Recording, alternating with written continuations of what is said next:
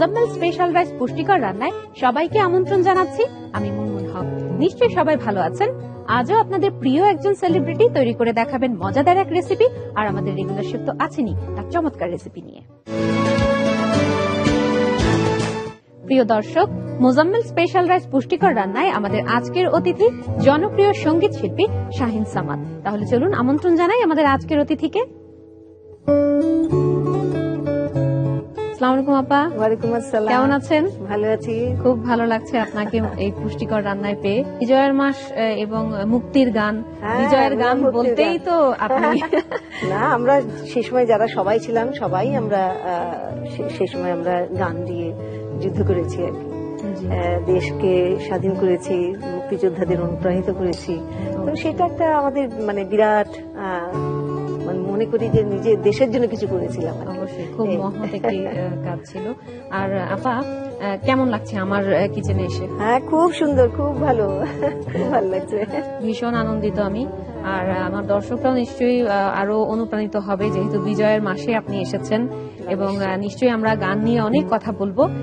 কিন্তু আমার দর্শকদের জন্য আজ আপনি কি তৈরি করে দেখাবেন? আমি একটা খুব সোজা সহজ একটা করেছি, রেসিপি নিয়ে আসছি। সেটা হলো স্টিকি রাইস নুডলস বল। ঠিক আছে, তাহলে আপা আমার দর্শকদের একটু উপকরণগুলো দেখিয়ে দিই। নিশ্চয়ই। প্রিয় দর্শক, দেখে নিন উপকরণগুলো। নুডলস স্টিকি রাইস বল বানাতে লাগবে সিদ্ধ নুডলস, চিনি গুঁড়া চালের ভাত, নারকেল দুধ, মৌরি গুঁড়ো, লবণ। ডিপ তৈরি করতে লাগবে তেঁতুলের pulp, oyster sauce, soya sauce, brown sugar, আদা বাটা, তেল, চীনাবাদাম পেস্ট, চাট মশলা, গার্নিশিং এর জন্য চীনাবাদাম।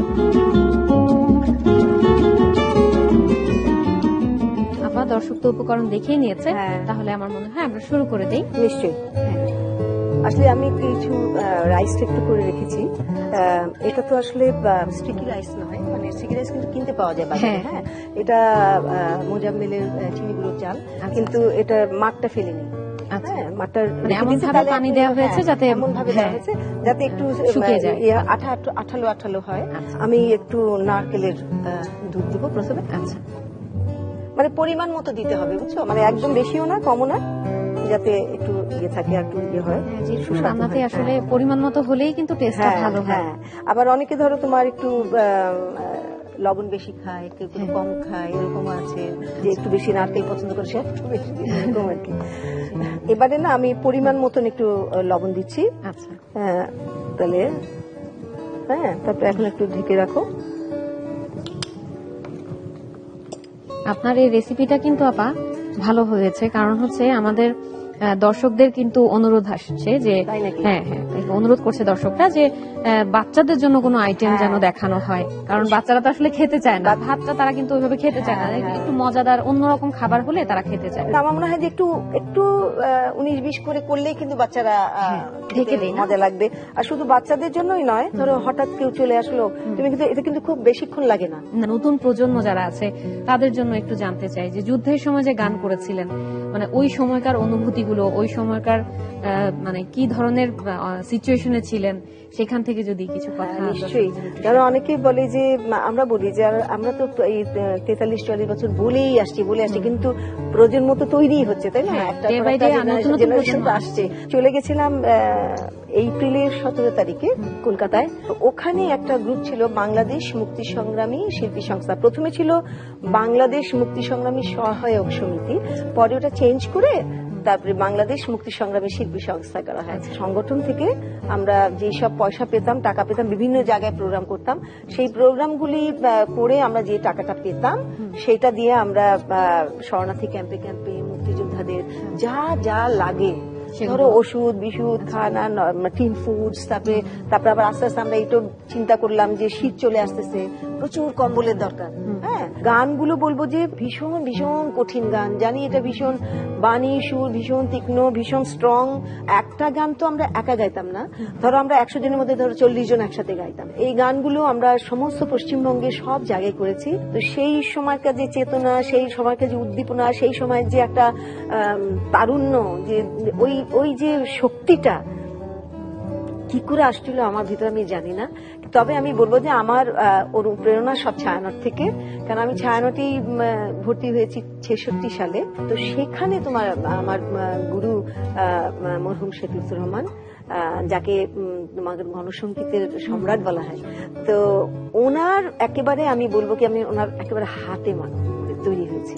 হ্যাঁ, ওনার হাতে তৈরি। এবং আলতাফ মাহমুদ, আলতাফ ভাই আমাদের ছায়ানটে এসে কিছু গান শিখিয়েছিলেন, অজিত দাস আসতেন। তো আমি বলবো যে আমাদের সেই সময়কার সংগ্রাম, শুধু যে আমরা ওখানে গিয়ে আমরা যারা করেছি তারাই শুধু মুক্তিযোদ্ধা নয়, আমি বলবো যে যারা মানে বাংলাদেশের ভিতরে ছিল, যারা সেখানে থেকে লড়েছেন এবং তাদের ছেলেকে মেয়েকে যুদ্ধে গিয়ে দিয়েছেন, সবকিছু শিখিয়েছেন, মুক্তিযোদ্ধাদের সাহায্য করেছেন, সবাই আমরা সেই সময় আমি বলবো যে আমরা 7 কোটি আমরা সমস্ত জনগণই আমরা মুক্তিযোদ্ধা ছিলাম।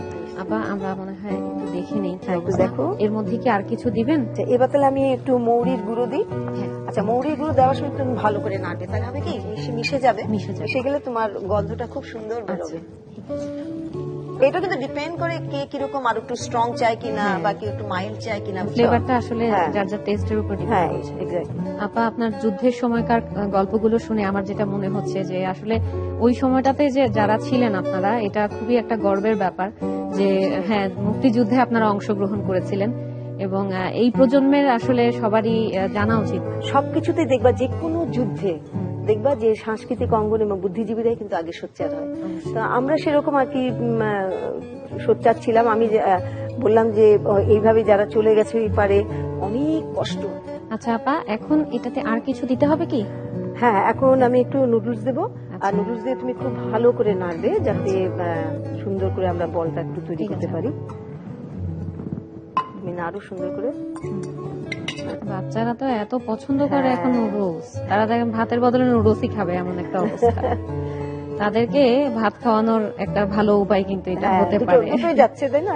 কার্বোহাইড্রেট, দুটোই এনার্জি দেবে। আপা, আমার মাখানো কিন্তু প্রায় শেষ। এখন আপনি নেক্সট কি করবেন?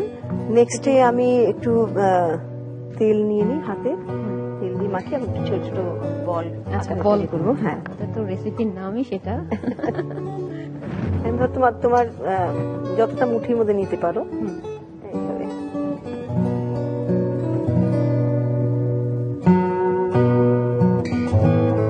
ছোট ছোট বল করে।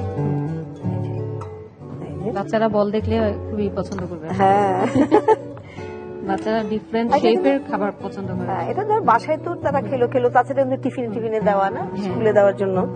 টিফিনের ব্যাপারে তো তারা খুবই এত নাকুচা, এটা দিলে হবে না, ওটা দিতে হবে। অনেক সময় দেখবে ফিরে নিয়ে আসে যে বাসায় খাবে না। তুমি যদি একই জিনিস বারে বারে দাও, একই জিনিস খাবে না, বুঝছো? প্রিয় দর্শক, মোজাম্মেল স্পেশাল রাইস পুষ্টিকর রান্না থেকে নিয়ে নিচ্ছি 1 মিনিটের একটি ছোট্ট বিরতি। ফিরছি কিছুক্ষণ পর। আবারও আমন্ত্রণ মোজাম্মেল স্পেশাল রাইস পুষ্টিকর রান্নায়। আপা, বল তো বানানো শেষ, এখন আমরা কি করবো? এটার মধ্যে আমি একটু তেল দিচ্ছি। তেল অর্ধেক দিলাম, বেশি নয়। হ্যাঁ, তারপরে ব্রাউন সুগার দিব।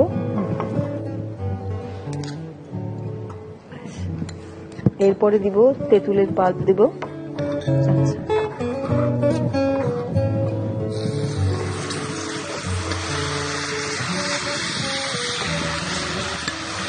এবার দিব অয়েস্টার সস।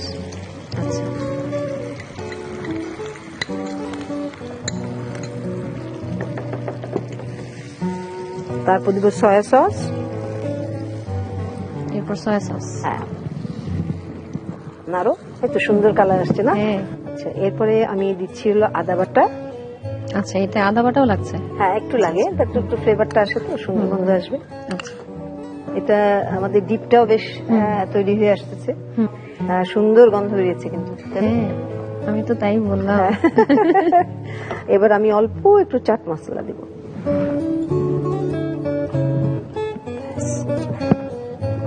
তাহলে চুলা অফ করে দিই। হ্যাঁ, ওকে।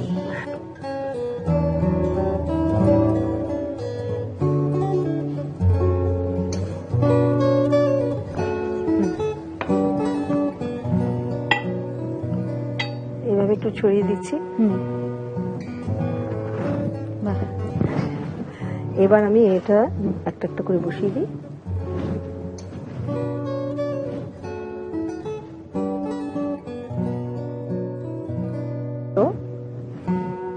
এরপরে একটু বাদাম আমি দিয়ে দিচ্ছি উপর দিয়ে। এই সসটা কিন্তু কিন্তু পিনাট সস, আচ্ছা, ফুড কালার। এইভাবে একটু দিলে একটু সুন্দর লাগবে দেখতে। এটা ফুড কালার, বাহ, আমাদের পতাকার রং। এখন তৈরি হয়ে গেল আমাদের sticky rice noodles ball. Thank you আপা, চমৎকার হয়েছে, খুব সুন্দর লাগছে। বাচ্চারা যারা সেটের সামনে বসে আছে তারা তো সেট নিয়েই এখন তারা ইয়ে করছে যে কিভাবে এটা খাওয়া যায়। নিশ্চয়ই মায়ের কাছে বায়না ধরবে যে এত সুন্দর একটা আইটেম তৈরি হয়েছে, আমাকেও এটা তৈরি করে দাও। নুডলস স্টিকি রাইস বল প্রস্তুত প্রণালী। প্রথমেই চাল ধুয়ে 10 মিনিট ভিজিয়ে রাখতে হবে। 10 মিনিট পর পানি থেকে চাল উঠিয়ে একটি প্যানে নিয়ে তাতে 1 কাপ পানি দিয়ে ঢেকে রান্না করতে হবে। চাল সিদ্ধ হয়ে পানি শুকিয়ে আসলে নারকেলের দুধ ঢেলে তাতে মৌরি গুঁড়া, চাট মশলা ও লবণ দিয়ে ভালো করে নাড়িয়ে দমে রাখতে হবে। ভাত হয়ে এলে একটি পাত্রে ঢেলে হাতে মাখন লাগিয়ে ভাত ও সিদ্ধ নুডলস চেপে চেপে গোল করে ছোট বলের আকার দিতে হবে। এবারে ডিপ তৈরির জন্য প্যানে তেল দিয়ে ব্রাউন সুগার দিয়ে নাড়িয়ে এর সাথে তেঁতুলের পাল্প, সয়া সস ও পেস্ট দিয়ে নাড়িয়ে মাঝারি আঁচে রান্না করতে হবে। ঘন হয়ে গেলে নামিয়ে পরিবেশন করুন নুডলস স্টিকি রাইস বল।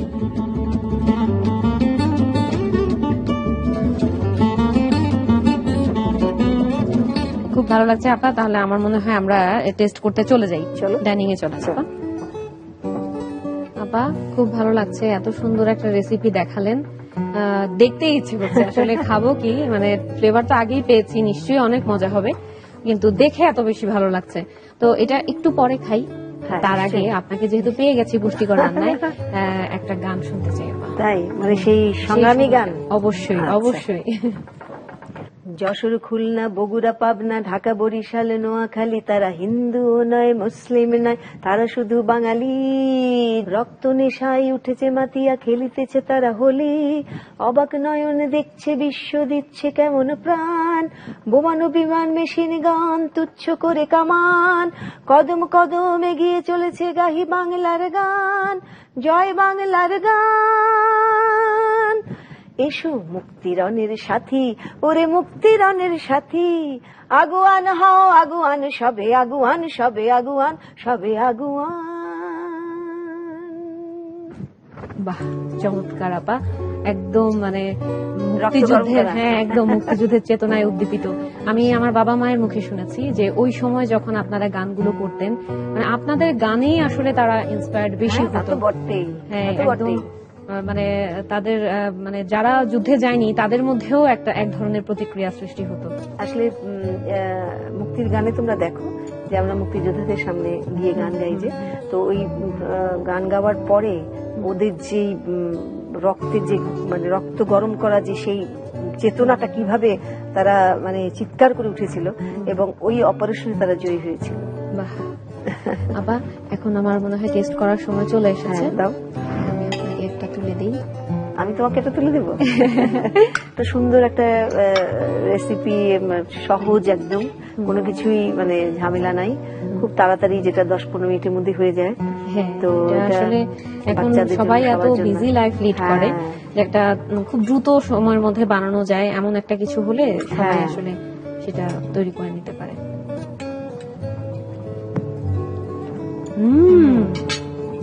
আপা অসাধারণ, চমৎকার হয়েছে, থ্যাংক ইউ আপা। আমার দর্শকদের একটু পুষ্টি গুণাগুণটা আমি বলে দিই। প্রিয় দর্শক, দেখতেই পাচ্ছেন এখানে রাইস নুডলস তৈরি হয়েছে, রাইস নুডলস বল।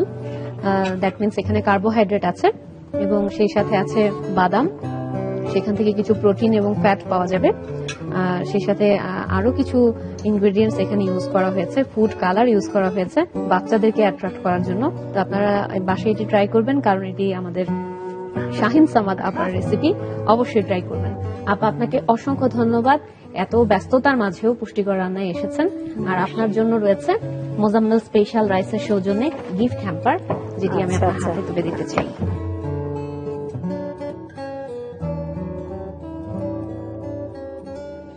অনেক অনেক ধন্যবাদ, খুবই ভালো লাগলো আমার কাছে। আর এটিএন বাংলাকে অনেক অনেক ধন্যবাদ আমাকে বলার জন্য, এবং স্পেশালি মোজাম্মেল স্পেশাল রাইসকে আমি অনেক অনেক ধন্যবাদ দিচ্ছি।